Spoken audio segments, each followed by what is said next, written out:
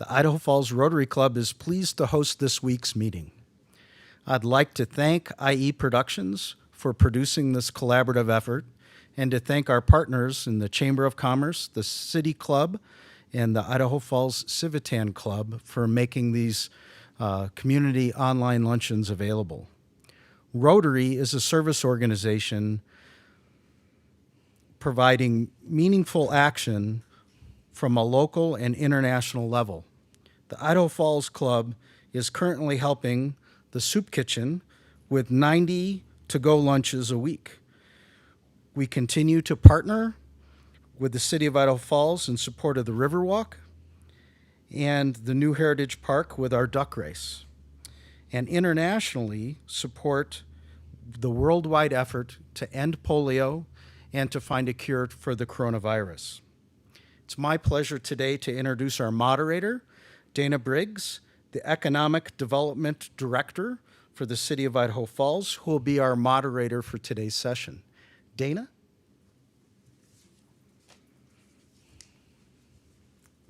Thank you, Mike.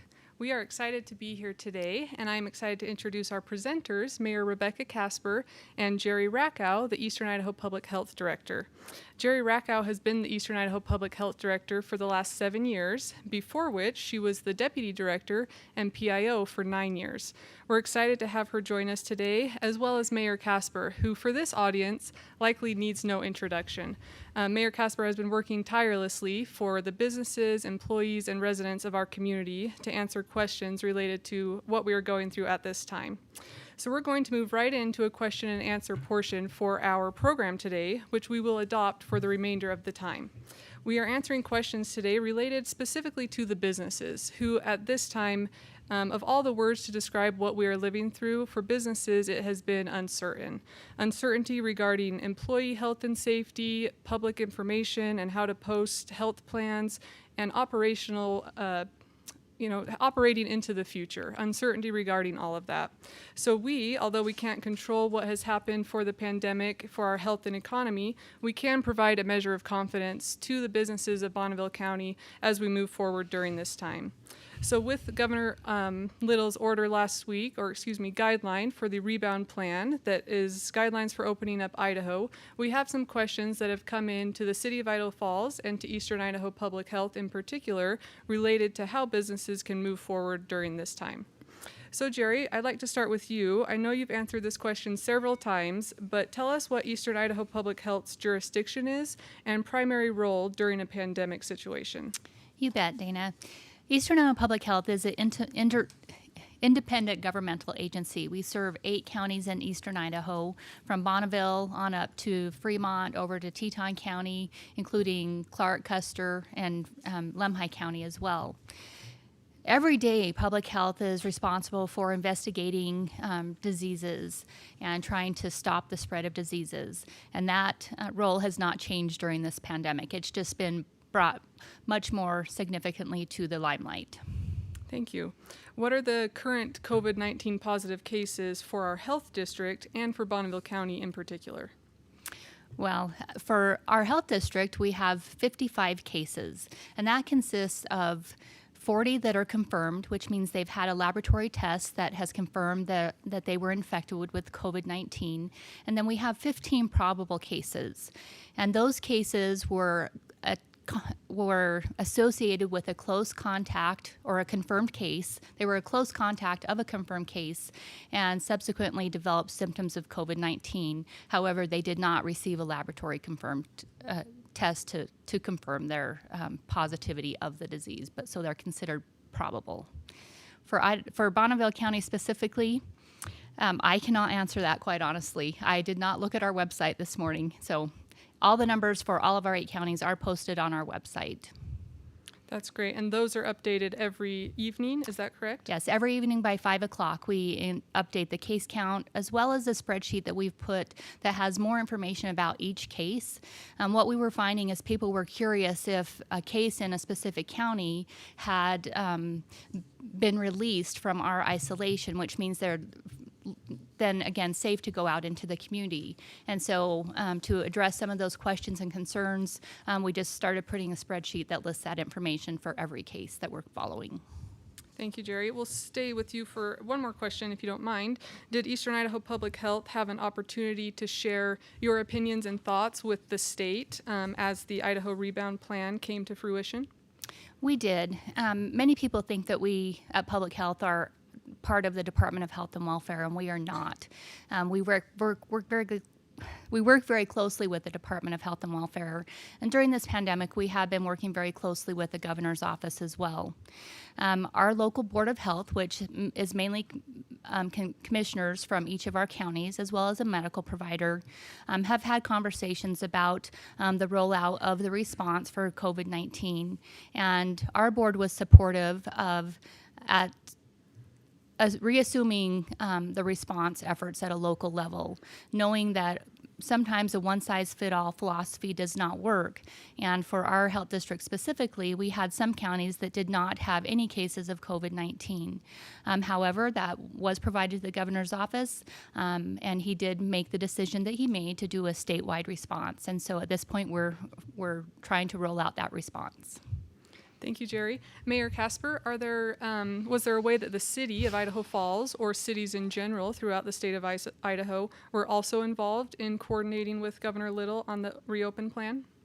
Well, cities don't have a formal role in formulating the state's plan or policies, but we do have lots of informal ways of communicating. Let me just give you a couple of examples. We have a weekly phone call with Governor Little. We have where we can submit questions ahead of time and hear his responses and thoughts. We also have, many of us have the opportunity to, communicate with members of his staff. And we all have different relationships that way that we use to our benefit formally and informally. The mayors of Eastern Idaho have been in contact with each other for the past 6 weeks. Eastern Idaho mayors have been talking, and we use the conclusions that we come to, we share those. We use our voice and to share those with the governor's office. So there have been lots of contact points that we've had over the past 6 weeks as orders and things have come down. Thank you, Mayor. Jerry, the Idaho Rebound Plan contains guidelines for opening in a staged approach. Each of the stages can only be advanced to if certain statewide criteria are met. Can you tell us a little bit about that criteria and your thoughts on how Eastern Idaho Public Health plays a role in determining those? Yes, I can. So as we progress through each of the stages, while it's identified to be a 2-week period for each of the 4 stages, like Dana said, it's dependent on criteria being met. There are 3 categories of criteria. One has to do, obviously, with the number of confirmed cases that we're seeing in the state. The second has to do with the amount of COVID-like illness that we're seeing, but may not be actually a confirmed case. So people that are presenting to the emergency rooms or to doctors' offices with COVID-like symptoms. And then third has to do with the capacity of our healthcare system to be able to respond to increased caseload of COVID-19. And so we're looking at the number of ICU beds available, the number of ventilators available, and monitoring that. What we don't want to have happen is as we increase activity at each stage, that cases of COVID-19 increase above those capacities and we're not able to properly care for residents of Idaho. There are other strategies in place and excuse me, things that we're working on as well that have to do with testing. One very important part of our response ongoing is the ability to test people that need it. And so that, having good supplies of personal protective equipment, those are all part of the strategies as we move forward in the staged approach. Thank you, Jerry. How does the Crush the Curve initiative aid the efforts in regards to testing? Well, I just want to talk about testing in general first. Early on in the pandemic, especially here in Eastern Idaho, as well as across the state, we definitely had challenges with having enough testing available for people that needed to be tested. And so there were pretty strict guidelines that were in place to use for people that could receive those tests. Right now, we have seen that commercial laboratory testing as well as private testing in healthcare facilities. Some of our, one of our local labs, Express Lab, has now received a machine to be able to do rapid tests themselves. Some of our hospitals and other providers are receiving those type of resources as well. And so our overall capacity as a community for testing has increased. We want to start getting the message out to the public now that if you have symptoms of COVID, see your healthcare provider, and we're recommending those providers do recommend that the individual get tested because we do need to have factual data that helps us determine what's happening at the present time. When you speak of Crush the Curve, they began several weeks ago of working with local businesses here in Idaho Falls to help increase capacity for the diagnostic testing. And while we've not seen a huge number of people go through that route, it did bring additional capacity. And what you've seen in the news recently is the antibody testing that is being done by Crush the Curve. And antibody testing is going to be a very important part of the COVID response in our state. But unfortunately, right now, we don't have all the information we need to determine what a positive antibody test means. What level of immunity does an individual have, or how long does that immunity last? But the Crush the Curve efforts is very positive in the sense that they are testing specifically for antibodies to COVID-19 or the virus SARS-CoV-2 that causes COVID-19, whereas some other antibody testing is just more generic and tests for all coronaviruses, including the common cold. And so for this response, those type of tests are not helpful. But we are going to be interested to see the data that comes out of Crush the Curve's efforts with the antibody testing. Unfortunately, we will not be able to include that data as positive cases for Idaho. It will just give us a better indication of what the disease spread has been in our community previously. And while we're talking about disease, Mike was gracious enough to come to my rescue and give us the number of cases for Bonneville County. And we have 17 confirmed and 10 probable, so for a total of 27 cases in Bonneville County. Thank you, Jerry. That is helpful. And thank you for talking so in depth about the testing question. That's something that is very complex and that a lot of people have questions about. Mayor Casper, did you have any thoughts related to the Crush the Curve initiative or how that relates to testing? Well, if I could just give a shout out, I guess, to those private sector it's a private sector initiative, and there are businesses that have come together to fund this campaign and put it together and to bring these resources to bear to provide additional testing. And so that's something that I'm grateful for. I will say that the tests are not free, which is something that we would love to see free testing, but somebody has to pay for it. And so these tests, in many cases, can be covered by insurance, but some insurance companies have a requirement that they be doctor ordered. So if you want to just go have a curiosity test, you may find yourself paying out of pocket for that and not being able to have your insurance cover it. The last thing I wanted to point out was that while the data, as Jerry mentioned, can't mesh right now with the state data, there still may be a very useful picture that emerges from this testing.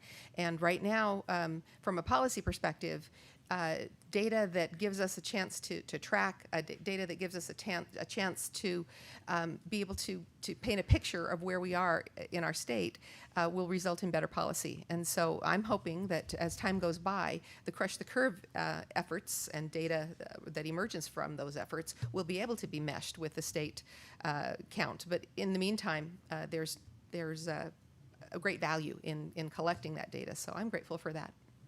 Thank you, Mayor. I have a little bit of a follow-up question for you. Jerry mentioned that right now in Bonneville County, we're fortunate to not be as worried perhaps as we were initially about PPE, which is personal protective equipment. But Mayor, can you tell us a little bit about something that we heard announced this week, and again, how an outside entity is aiding in this effort in an exciting way? Well, something known as CCDS, which stands for Critical Care Decontamination System. This decontamination technology was developed by Battelle, and that's a familiar name perhaps to many of you. You'll recall that the contractor for the Idaho National Laboratory is the Battelle Energy Alliance. That's one of the many companies that Battelle, the mother company or the parent company, has. And Battelle has developed a decontamination system that will allow them to take those N95 masks that are the high quality ones that first responders and medical professionals require.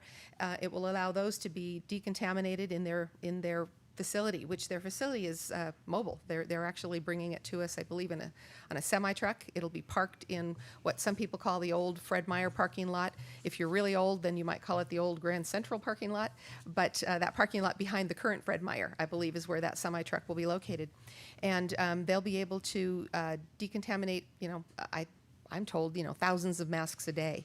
And each mask, if it's treated well, can be decontaminated up to 20 times. So you can see that this technology developed by Battelle is going to make a huge difference in terms of our PPE and what is available to first responders. I'll just mention two other quick things. One is that this is being offered free. For, I believe, 6 months, and that's through a partnership that Battelle has with the federal government. And there are right now 20 sites across the country, or 20 announced sites, and we are very excited to be one of those because Eastern Idaho actually is ideally located to serve Wyoming, Montana, Eastern Idaho, parts of Colorado, as well as Utah. And so it's a great choice for the Intermountain West to have chosen Idaho Falls. Thank you, Mayor. Jerry, back to you. Many businesses have been, that were deemed non-essential, have been preparing and working tirelessly to open safely as soon as is allowable.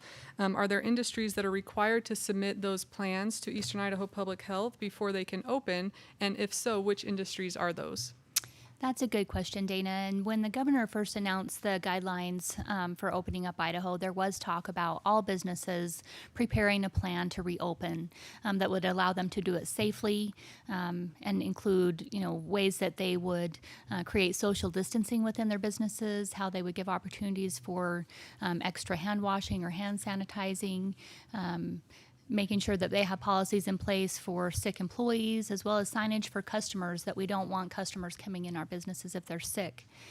The only industry that is being required to submit a plan for approval excuse me, are restaurants that have dine-in facilities. Excuse me. And I know we've had lots of questions from other businesses, and the answer is no. No one except for restaurants that have dine-in facilities need to submit a plan to Eastern Idaho Public Health. However, we have been holding webinars for businesses where they can call and get guidance and ask questions and have us help them answer some of the questions that they might include in their plan. And we are more than willing to do that. In fact, we're holding webinars on Tuesdays and Thursdays at 3 p.m. for the next month or so, as long as there's interest from the businesses. So we're happy to help businesses with their questions as they prepare to safely reopen at whatever stage in the reopening plan that they're included. Thank you, Jerry. And I can attest to how helpful those business webinars are that you've been hosting. Maybe for those that feel like sometimes these forums are more broad and general questions. In the webinar this week, for example, one business asked, how frequent is frequent when talking about disinfecting surfaces? And so very detailed questions are being asked of Eastern Idaho Public Health in those business webinars, and they are more than happy to answer those and on a case-by-case basis with businesses address their concerns. Jerry, so when businesses have a plan in place, whether they have submitted it to you for the restaurants or if they're an industry that doesn't need to, do you still recommend that they display that plan in a public area for consumers to see as they come in? Yes, we do. Again, because they're not required to be submitted to anywhere, that is a good thing that we are recommending, that people just post them so that they're available for their customers to see, that they have certainly given some thought to how they're going to safely operate and give the consumers the confidence that they can go into that business and have their risk of being exposed to COVID-19 be minimized. I also want to just share that Rebound Idaho and through the Governor's Office and Department of Health and Welfare, they have been developing protocols for various industry and organizations. Just today, posted on the Rebound Idaho website was protocols for 3 different groups. It was child care and daycare, youth activities, and places of worship. And so I would encourage everyone to go and look at those protocols. Again, recommendations, best practices. And I would just say that even businesses that have been open to this point, it's still a good idea to go back and look at the guidance that is being provided by public health throughout the state and make sure that you are following those best practices as well. Revisit things that you've been doing and maybe identify what things have been working well, maybe what haven't, as we prepare for this next stage of reopening more businesses in our community. Everyone needs to take these measures very seriously, as well as individuals. Everyone has a role to play in helping us come out of this stay-home order as safely as possible. Thank you. And I would just reiterate that we are, as a city and working with Eastern Idaho Public Health, very aware of the concerns and frustrations that some of our businesses in the community have been feeling. And we are working to communicate with those businesses. We have held focus groups with some of the industries most impacted and look forward to doing that with other industries in the future. And so really trying to work with you as businesses to move forward and help understand these guidelines. Jerry, in regards to that then, how long do you anticipate that those general guidelines, meaning physical distancing of 6 feet, disinfecting services, etc., will apply to businesses? I wish I had a crystal ball that could give us that answer, but the best guess is up to 18 months. And I know people don't like to hear that length of time. And we talk about reopening and, people think things are going to go back to normal like right away. And that is simply not the case. In this pandemic, we expect that we could see another wave of illness hit our region and our state and throw those numbers up there. And that's why the criteria that have been set in the plan are critical to be met at each stage of the process. If we open something up and find that our cases start to spike above levels that we're able to effectively handle, we might have to see that other restrictions are put into place. But for individuals and for businesses, these social distancing measures that we're talking about, they need to be part of your new normal and things that we're doing long term. Until there's a vaccine available to protect the most vulnerable from COVID-19. Thank you, Jerry. Mayor Casper, that brings to mind a question that I have for you a little bit in regards to that timeline. Stage 4 of the Idaho Rebound Plan states that large venues, including movie theaters and sporting venues, could open on June 13th. It also says that gatherings of over 50 people, while still maintaining precautions, could occur. So we've been asked many times, and this brings to mind the question regarding large community events. What is our recommendation or your recommendation or thoughts for events such as the 4th of July, which announced this week that the 4th of July parade will not be happening in Idaho Falls this year, the War Bonnet Rodeo, county fairs, etc.? Well, this is hard for people to want to hear, but we are looking at having to rethink the way that we gather and celebrate. Just because theaters are going to open and concerts might be allowed after the phase 4, or in phase 4, it doesn't. It still specifies that those basic criteria for distancing have to be met, and for the hygiene, for the all of the aspects of being able to facilitate contact tracing in case people come in case there's an outbreak that can be traced back to that event. So there's a lot that still has to be considered. Let me just diverge for a moment. These events also have associated with them oftentimes the need for sponsors, the need for dollars to be poured into them to make them happen. It's not always just admission fees that cover them. And sometimes it is, even if, let's say in the case of a movie, admission fees will cover the cost of the event. But if you're distancing, if you have fewer people attending, you collect less money at the box office or less money at the gate, or you have fewer sponsors that are able to donate because they're dealing with the economic impacts of COVID-19 that we're all kind of going through right now, you're going to find that these events are going to be harder and harder to stage. And so sometimes a cancellation may not be so much about, well, we couldn't figure out how to get people together, and it could be more about the economics of the event, and or in some cases both. I think that was part of the consideration behind closing down the parade for this year. And so anyway, I do think that the Eastern Idaho State Fair, while I haven't talked to the Mayor of Blackfoot about this specifically, I do think that they're having hard conversations about that. We are actively trying to encourage everybody who's putting on an event. The farmers market, which probably will be opening in June, will be looking at doing so differently than they have been. So we're actively encouraging the creativity. We have a special events coordinator that works for the city, and he has been, trying really hard to keep abreast of what other communities are doing, what other 4th of July celebrations might be looking like, what other fireworks displays might be looking like. We're trying really hard to make sure that we can be creative. And I'll just give a shout out to District 91 for their very creative approach to graduation. That's a way of celebrating the event, giving everybody some really wonderful memories. I think everybody who does attend that is going to feel pretty darn good, because I know a lot of care is being put into it, but they're doing it in a way that's socially distanced and responsible, and it's still going to be a lot of fun. So I do think that while special events are changing on us this year, it doesn't have to be a time for frustration. It can be a time for opportunity and creativity. Thank you, Mayor. You mentioned the phrase in that sentence, tough conversations. So speaking of tough conversations, what are your thoughts on the protest actions that have taken place throughout our health district in relation to businesses reopening? Well, I will tell you that first of all, I want to make a quick statement about the governor as he is putting forward his, because it's the governor's order that is what many people are protesting. The governor is acting fully within the law of the state of Idaho as he is taking these actions and issuing these orders in the area of public health.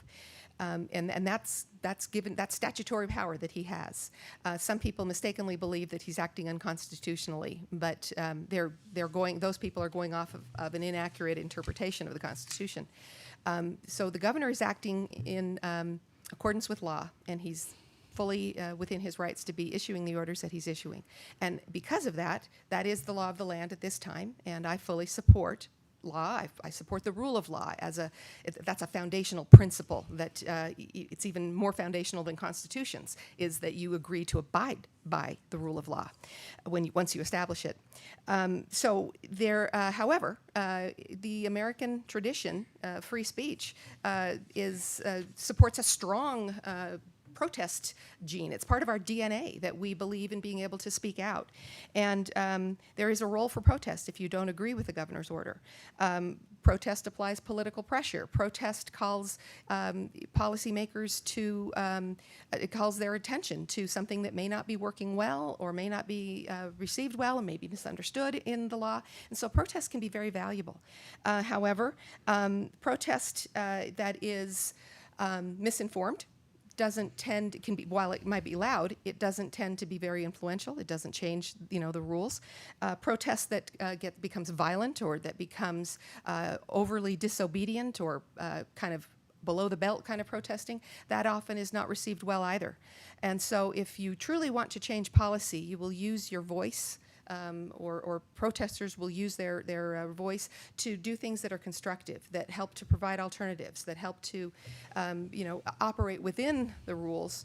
At least that's my as a policymaker, I hear that kind of protest, that kind of feedback. I hear that very, to me, it's easier to hear when you're dealing with civilly with dialogue based on facts and data. And I do think that what the governor's giving to us is based on facts and data. It's based on him listening to epidemiologists, him listening to public health officials, and that's very valuable. And the protesters who are in disagreement with that would really do well to have some facts and data with them on their side as they make counter arguments. Thank you, Mayor.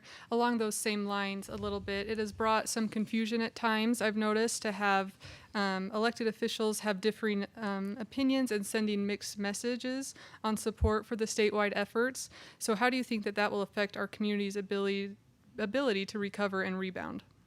That's a really good question, Dana, and it's a hard one to answer. Part of me wants to say, what's new? You know, we have disagreement about policy and about the best way to move forward. That's not unusual. All you have to do is watch an Idaho legislative session and you know that there's plenty of disagreement within our current system. But right now is probably not a time for confusion. We have people who are immune suppressed, people who are vulnerable to, if they were to contract the COVID-19 disease, they would not fare well. And it's in fairness to those folks that we need to be as clear as we possibly can. And so I think the onus is on policymakers to be very effective with their messaging. It's on the media to make sure that they're picking up, accurate understanding of what's being put out. It's on all of us, I think, to be very careful and very clear. And that's why I'm excited about the push we have for businesses to be able to put out their messaging about their plans. I think that will help people as they venture back into the marketplace to be able to find clear and well-stated statements of how they're going to be made safe in each and every business that they attend. Thank you, Mayor. That leads in well to one of the main things that we want to talk about today. But before we do that, I want to ask Mayor Casper, can you speak a little bit to how the city of Idaho Falls in particular, is reopening and what that will look like as citizens try to come into City Hall or the Annex building, et cetera? Sure. Well, the city is going to ease back into its full public presence. We've been working all along. We have been providing full services as we've been able to through the stay-home order. But we're going to begin to open offices to the public slowly. We're still allowing some of our employees to work from home. We'll be having limited hours. Right now, one of the things that we're trying to do for those face-to-face interactions that members of the public have to have, we're going to be limiting those to a few hours a day while we are still looking for plexiglass. Apparently, as someone told me this morning, and I hope this isn't too crude, but plexiglass has become the new toilet paper. You can't find it, but we're trying to be able to install those plexiglass barriers, sneeze barriers essentially, between members of the public and tellers and other folks that we have who interact with members of the public. And so as soon as we get that in place, then we'll be able to be open 8 to 5. But until then, we're having slightly limited hours. But if you have a utility payment that needs to be made, that's always available online, and we have 2 24-hour kiosks that take credit cards and cash and checks and money orders and whatever. So it's still pretty easy to interact with the city. We haven't really shut down at all. So. Thank you, Mayor. Now, the last question for both of you quickly. As isolation fatigue sets in, which we've also talked about a lot this week, how will compliance be enforced? So, for example, we've heard a lot that perhaps a business will open this coming Friday, May 1st, or on May 4th, and that might be sooner than what the governor's plan has said for their specific industry. So, Jerry, if you could talk first from your perspective about compliance, and then Mayor Casper, what the city of Idaho Falls can do. Well, I would first of all like to thank everyone for their efforts in complying with the stay-home order. Again, minimizing the contact with others has really been able to help us flatten the curve in Idaho, and that's what we were trying to do all along. It doesn't mean that we're going to stop the disease, but it was slowed so that we did not overwhelm our healthcare providers to be able to respond to those people that needed the hospitalization because of COVID-19. With that being said, I know, just as I'm driving to work every single day, what I'm seeing on the streets is increased cars, and as the weather starts to get better, people are wanting to be outside. Public health, we encourage people to be outside and get physical activity and fresh air, but again, do it safely with the social distancing measures in place. Public health is not an enforcement agency. We certainly want people to follow what the governor is recommending for the dates for opening, but we have really no control over that. We do want to make sure that any business that opens is implementing those measures that they can safely do so and protect themselves, their employees, and their customers. Thank you, Jerry. Mayor Casper? Sure. I agree with Jerry that the level of voluntary compliance in our area has been sufficient to grant us those really low incidents of individuals contracting COVID-19. And so that's something that we all should, be pleased with. We also should note that that is all dependent upon, us continuing those low rates, or dependent upon us continuing to observe the protocols that have been put into place. Just very quickly will say that the City of Idaho Falls does have an enforcement arm. We have the police department, and while the order comes with a misdemeanor level of if you violate the governor's order, you can be guilty of a misdemeanor. We have not chosen to dash out and start citing people that we see that are in violation of the order. In a case like this isn't about punishment. This is about public health. This is about safety and compliance where we protect each other. And so that requires, in our estimation, that the officers spend their time educating folks that they find that may not be in compliance. And so we're going to educate our way out of this, not punish our way out of this. I will say that businesses that are choosing to early open are well, I just have some thoughts about that. One is that it's not quite fair, and this is something that our governor's pointed out. The basic tenet of competition in the marketplace is that we have a level playing field, and when someone, kind of breaks that by doing something unfairly, all I can say is that we know what karma does. But it's also not safe. It runs the risk of undoing all that we've gained by these many weeks of staying at home. Finally, one more point is that it's not legal. Remember, the governor's order has the force of law, and so if you want to not be breaking the law, you do want to be honoring the governor's order. And then finally, it may not be smart in that if you're a business that has insurance, liability insurance, if you violate the law, you may find that in the operation of your business, you may find that your liability insurance won't cover you. And so if it's not fair, it's not safe, it's not legal, and it's not smart, it's probably not something that businesses should be doing. And so I would encourage citizens who are consumers and who frequent businesses to be looking for those that are in compliance. Thank you, Mayor. So with that in mind, that consumers and businesses alike play a part in ensuring public health, we've talked a little bit about how the businesses are preparing so that they can open safely, that their employees are safe, and that they have a plan that consumers can see as they enter their facility. So what can consumers do and look for as they return to business in the following weeks and months as well? Well, we've talked about consumer confidence being important, or at least we're going to talk about that right now. We have developed a plan, the Look, Ask, Share plan, that is in harmony with the governor's Rebound Idaho plan. It's in harmony with the Senator Risch's Support Idaho GEMS plan. In Senator Risch's plan, or in his campaign, the gems are the businesses. And so what we have here with the plan that we have is this ability to be able to put this poster in your shop window, in your business window, or on your door, or whatever, out front. And what it will do is signify that you are a business that has a plan, that you've thought through what a safe visit from a customer or a client would look like, and that you're willing to share the plan. And all businesses have to do is go online. And I haven't memorized the website. Let me see if I can find it here. It is, I don't have it memorized. What is it? EastIdahoGems.com.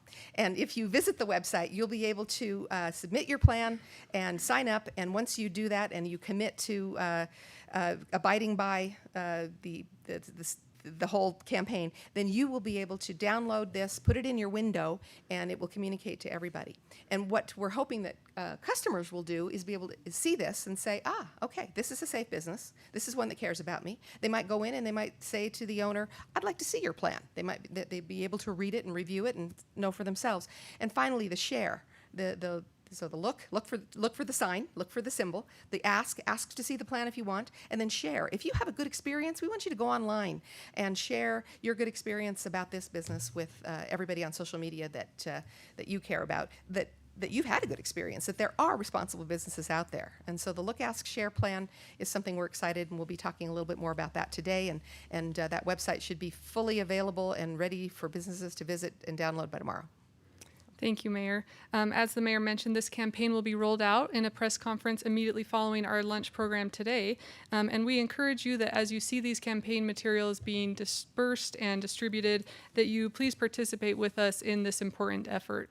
So I want to thank Mayor Casper and Jerry Rackow today. I work personally with both of these women and can attest to the long hours and tireless work that they have put in, particularly over the last 6 weeks, to provide a measure of certainty to our business community and all that we're doing and the work that they are working on. So we thank you for that, and we're fortunate to have them work with us and for us. So thank you for joining us today. I'm going to turn the time back over now to Mike O'Blennis, the president of our Idaho Falls Rotary Club, for some closing remarks.